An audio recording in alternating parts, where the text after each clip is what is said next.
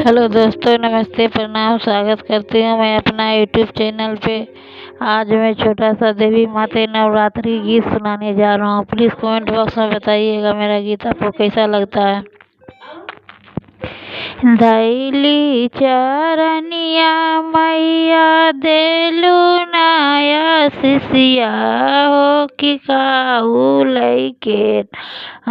धैली चरनिया मैया देलू नाया शिष्या हो कि काहू लैके न।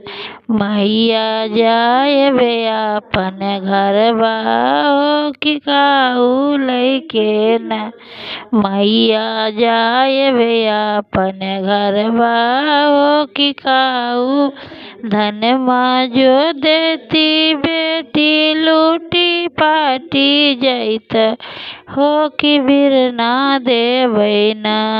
धनमा जो देव बेटी लूटी पाटी जैत हो कि बिरना देवै ना। तोहरे मायके के सिंगरवा हो कि बिरना देवै ना। तोरे मायके के सिंगरवा हो कि बिरना। धैली चरनिया मैया देलू नाया शिष्या हो कि काहू लैके न। मैया जाए बे अपन घरवा हो कि काहू लैके न।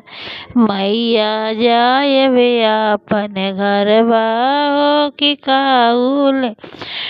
धनमा जो देतौ बेटी लूटी पाटी जैतई कि सिंदूरा देवै ना। तोरे मांगा के सिंदूरवा हो कि सिंदूरा देवै ना।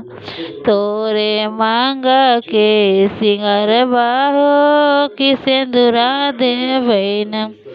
धैली चरनिया मैया देलू नाया शिष्या हो कि काहू लैके ना।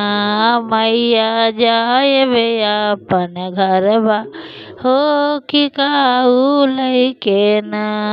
मैया जाए बे अपन घरवा हो कि काहू लैके ना।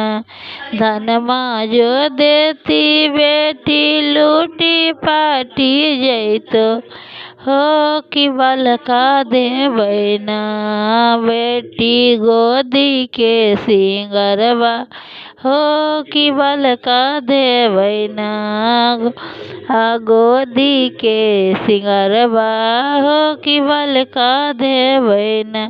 धैली चरनिया मैया धैलू नाया शिष्या हो कि काहू लैके न।